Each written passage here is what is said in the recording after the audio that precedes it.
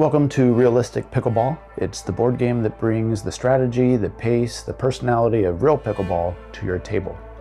In this quick guide, I'll walk you through the setup, how to play, some of the ins and outs of the rules so you can jump right into the action and start playing.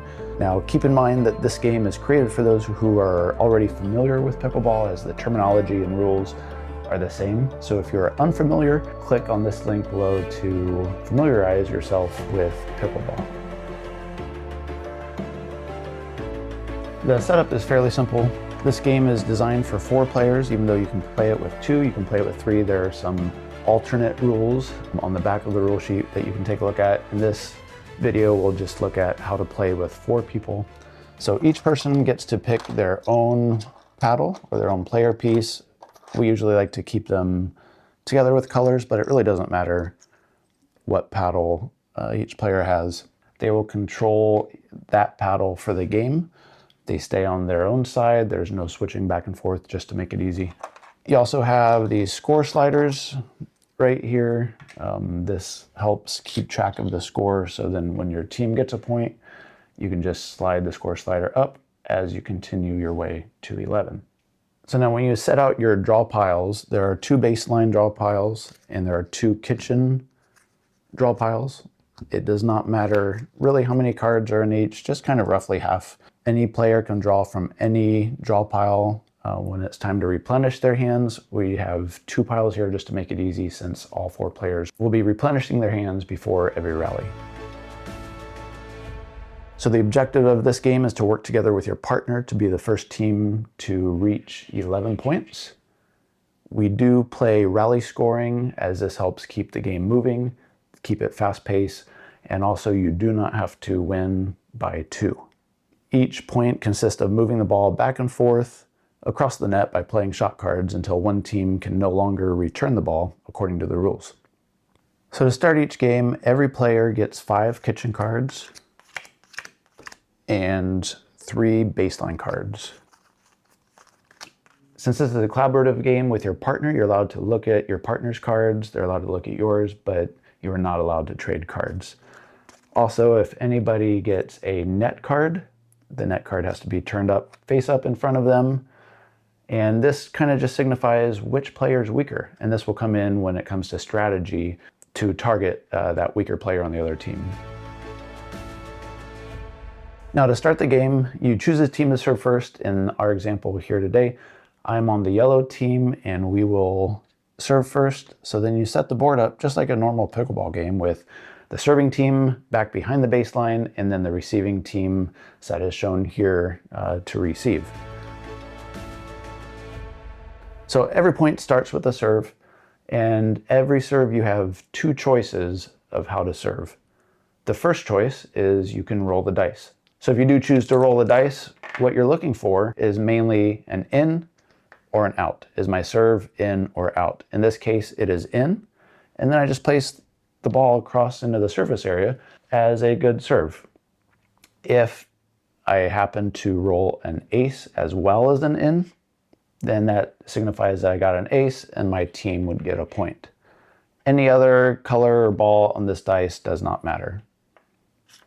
So in this scenario, I rolled an in and then they get to return the ball. So that's option 1 for serving. The other option is if you have a cross-court drive from the baseline here, that is a guaranteed in serve. So if I decide to play a cross-court drive instead of rolling the dice, then I just place the ball over here again, and it's a good serve. So now that the serve is in, it's a good serve and the rally starts. There are 2 locations on the court to play from, the baseline and the kitchen. You must play a baseline shot card when the ball is at the baseline, and a kitchen shot card when the ball is at the kitchen. So you must be at or move to the ball's location to play. So in this example, the returner, since the ball is at the baseline here, they must play a baseline card to return the ball. So each shot card shows how it is to be played by these symbols. The ball shows where to place the ball on your opponent's court when the card is played. The arrow is what your opponent needs to return the ball. And then on the baseline cards, there's this extra symbol here, which shows if you and your partner are able to move forward to the kitchen or have to stay back. Also, it is easiest for your team to discard in one pile. And we found that it's easiest just to discard here in the middle, just off the board, so that there's no confusion on what card was played. So there are two basic locations on the court, straight ahead or cross court, to place the ball. And we'll just say this returner played a drive. So the drive shows that the ball goes to the opponent straight ahead. So they would play it straight ahead to the opponent, and then they can move to the kitchen if the opponent is at the baseline, which we are. So he can actually move forward. And then we need any card from our location, which is here at the baseline. So now that the ball is returned to my partner, he's at the baseline, so a baseline card must be played. In this instance, he has 3 drops.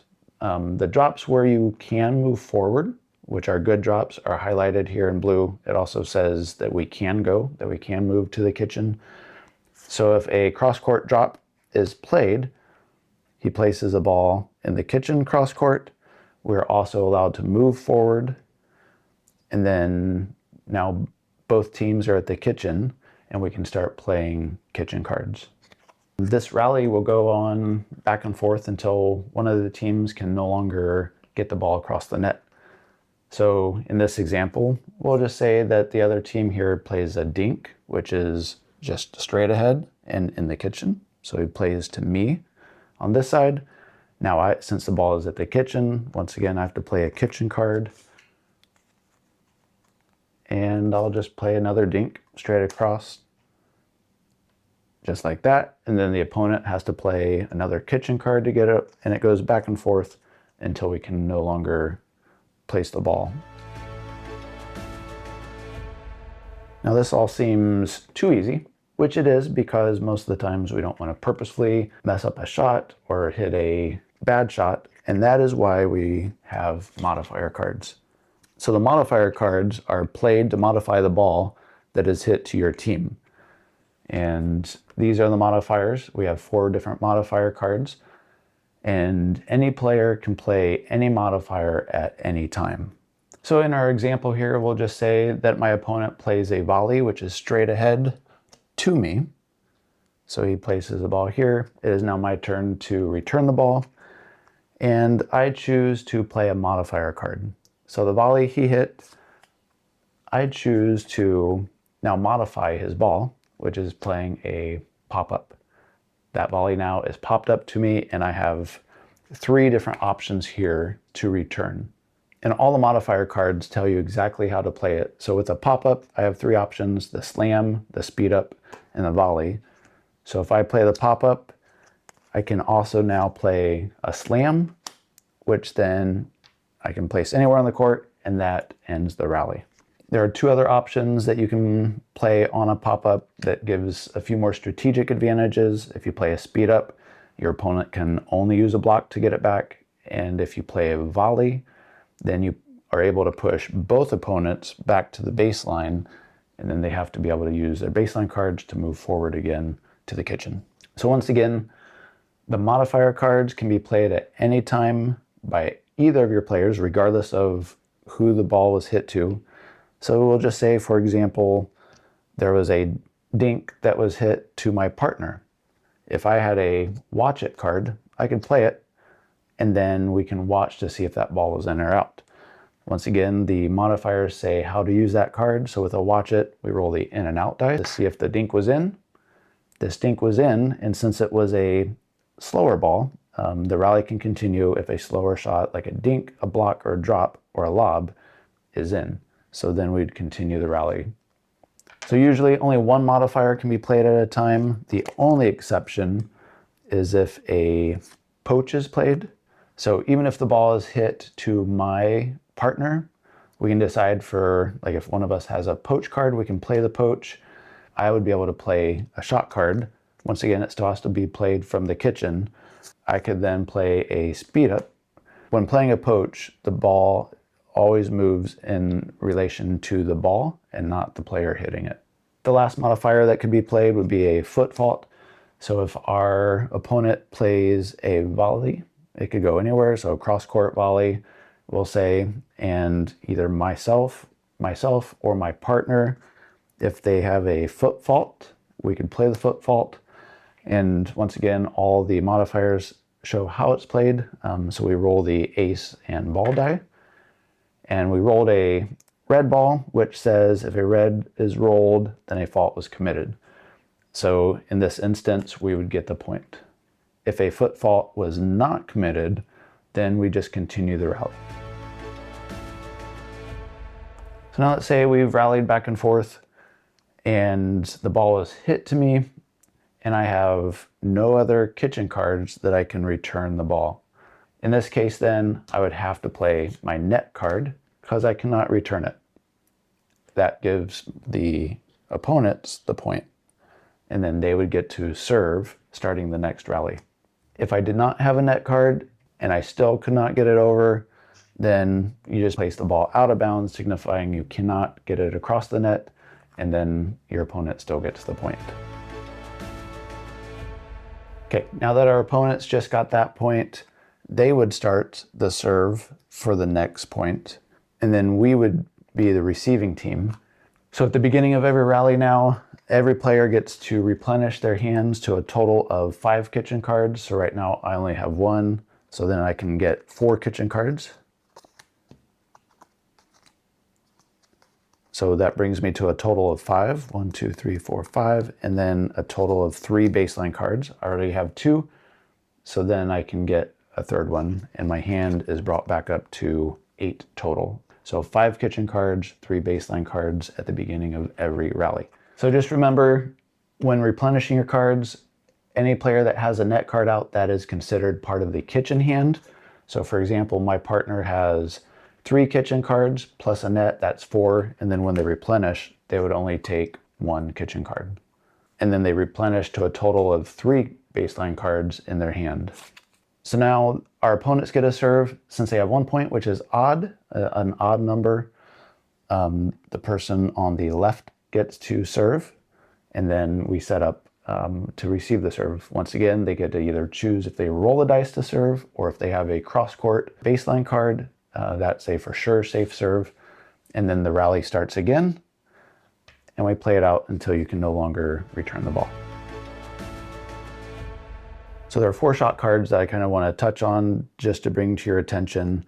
The slams and the ATPs are unreturnable.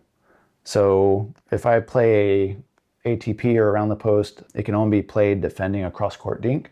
So just say my opponent plays a cross-court dink, and just like in real pickleball, it goes out a little bit wide, I can let that open up, play the ATP, and then we get the point for that. They cannot play a net card just because they cannot get to it. Also for the slam card, if my opponent returns the ball to me, I can play a pop-up on it, showing that that ball was popped up. I can play the slam then, place it anywhere you'd like on the court. Once again, they cannot return that, and that's a guaranteed point for my team. Now, the only way that you can defend a slam or an ATP is if you do have a watch it card. Our opponents could play a watch it card, roll the in or out dice to see if the slam or the ATP was in. And in this case it is, so we still get the point. If my slam or ATP was out, then the opponents then would get the point. So another card that I want to mention is the lob. The lob you can place at the left or the right baseline. It doesn't matter which one, you can choose. If you have an opponent that doesn't have any baseline cards left, you can lob to them. They have to go back then to the baseline to be able to play a baseline card, but that's just the lob. You can place it left or right, and then that player has to go back and play a baseline card. Also, I want to mention a speed up for speed ups. In this case, this is a cross-court speed up. I still play it cross-court to the opponent, and then that opponent, if they're at the kitchen, they can only have a block or a speed up to return it. If they do not, it is our point. If they are at the baseline though, it is any baseline shot. So any of the shot cards that says that the ball placement is at the opponent, If they are at the kitchen, you place it there at the kitchen. If they are at the baseline, you place it at their location, then they have to use that type of shot card to return it. On the score, there are these orange dots at 6. That is for the first team that reaches 6 points. Every single player gets to discard any card that they want in their hand and replenish it. So in our example here, my partner has a net card. We're the first team that reaches 6. They can then discard that. If they don't want to poach, they can discard that. Then they can replenish their hand to a total of 5 kitchen cards and 3 baseline cards. Also, it's a good idea, once you reach 6, you can quickly sort and shuffle your discard piles and make sure that those go on the bottom of the draw piles, just so you have enough cards to finish the game. Some games are quick enough to where there are plenty of cards here. Other games where there are longer rallies, you may need to sort and shuffle just to give enough cards in the draw piles. So I hope this video was helpful in kind of understanding the rules, how the ball moves back and forth, what the shot cards do, what the modifiers do. For those people who are familiar with pickleball, we found that usually about 5 or 6 points, everybody starts to get the hang of it. They understand what the cards are, what they do, and then the rallies become much quicker. If you have any questions or need anything clarified, feel free to leave a comment below, and thanks for watching.